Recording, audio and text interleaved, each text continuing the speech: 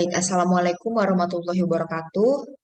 Berdirinya saya di sini karena tidak disediakan kursi. Perkenalkan saya Azahra Maulidina dengan NIM 220-227 akan mempresentasikan hasil kerja saya sebagai tugas pengganti biologi perikanan.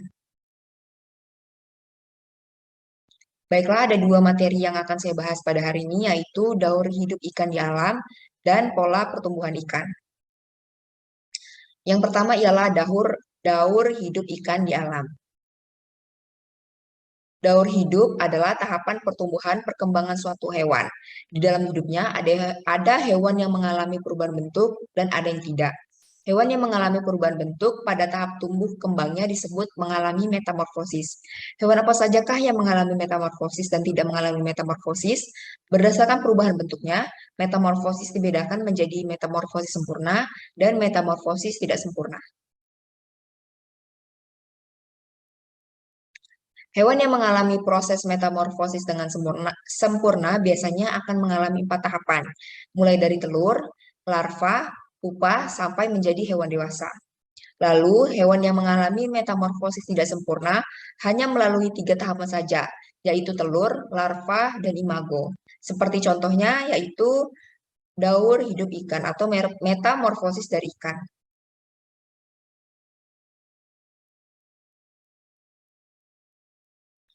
Yang pertama, telur. Awal daur hidup ikan dimulai dari telur atau ova yang telah berhasil dibuahi. Setelah telur dibuahi, embrio akan terbentuk sehingga disinilah ciri-ciri kehidupan suatu individu organisme dimulai. Pada tahap ini, proses metabolisme berlangsung. Sel mulai membelah, selain itu, jaringan dan organ tubuh mulai terbentuk hingga akhirnya spots dan ekor mulai terlihat di dalam telur. Selanjutnya, ekor akan membungkus telur ke kepala, dan saat waktu penetasan telah selesai, ekor embrio akan keluar dari sel. Embrio berubah menjadi larva yang berenang bebas di perairan. Yang kedua, larva. Larva merupakan sebutan bagi ikan yang telah menetas. Ciri-ciri dari larva yang baru menetas ialah yang pertama mempunyai kantung kuning telur. Kuning telur tersebut berfungsi sebagai sumber nutrisi selama beberapa hari sebelum mereka dapat memakan mangsa hidup. Proses memakan kuning telur ini dapat bertahan selama 2 hingga 4 hari, yang kemudian disebut sebagai makan endogen. Setelah mulut larva terbentuk dan mata yang mulai berkembang, larva dapat memakan organisme atau partikel di dalam air yang disebut makan eksogen. Ikan dewasa pada tahap ini, proses perkembangan tahapan fase di atas dipengaruhi oleh faktor internal atau fisiologis dan eksternal seperti lingkungan. Kedua faktor tersebut turut menunjang jalannya proses perkembangan ikan, mulai dari telur hingga menjadi ikan dewasa. Baik menjadi betina dewasa yang menghasilkan telur matang yang siap dibuahi, atau ova maupun telur jantan yang mengeluarkan spermatozoid. Spermatozoid inilah yang berguna untuk membuahi telur itu sendiri.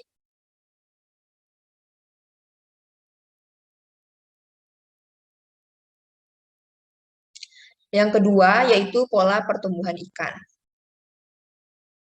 Apa itu pertumbuhan? Peristiwa perubahan biologis yang terjadi pada makhluk hidup yang berupa pertambahan ukuran seperti panjang, berat, volume, dan lain sebagainya dalam waktu tertentu. Untuk menghitung pertumbuhan diperlukan panjang data seperti data panjang, berat, dan umur.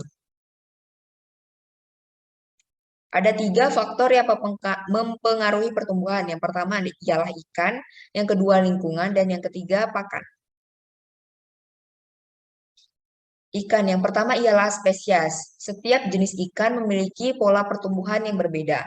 Yang kedua, jenis kelamin atau seks. Terdapat perbedaan pertumbuhan pada ikan betina dan ikan jantan, di mana ikan betina memiliki pertumbuhan yang lebih cepat dibanding ikan jantan, begitupun sebaliknya. Yang ketiga, umur ikan. Laju pertumbuhan menurun dengan bertambahnya ukuran tubuh dan umur juga mempengaruhi kebutuhan energi. Yang keempat, aktivitas fisiologis. Energi yang dibutuhkan untuk aktivitas fisik tidak tersedia untuk pertumbuhan. Seperti contohnya, ikan yang dipaksa berenang melawan arus akan menghabiskan energi yang seharusnya dipakai untuk pertumbuhan. Yang kelima, tipe diet. Komposisi diet mempengaruhi kebutuhan energi pada ikan. Spesies yang bersifat karnivora mencerna protein relatif lebih besar jumlahnya dibanding spesies omnivora dan herbivora. Yang keenam, feeding level. Feeding level berpengaruh terhadap pengeluaran energi pada ikan, karena konsumsi oksigen akan meningkat secara cepat setelah makan. Yang faktor yang kedua yaitu ada lingkungan, adapun yang mempengaruhinya seperti suhu perairan, yang kedua penanganan, dan yang ketiga kimia perairan seperti oksigen, karbon dioksida, dan lain sebagainya. Yang ketiga atau yang terakhir yaitu pakan, komposisi dan formulasi, yang kedua level pakan, yang ketiga tipe pakan. Baik, itu dia hasil presentasi dari saya. Mohon maaf apabila ada kekurangan, saya akhiri dengan dikulum dikunyah. Wassalamualaikum semuanya.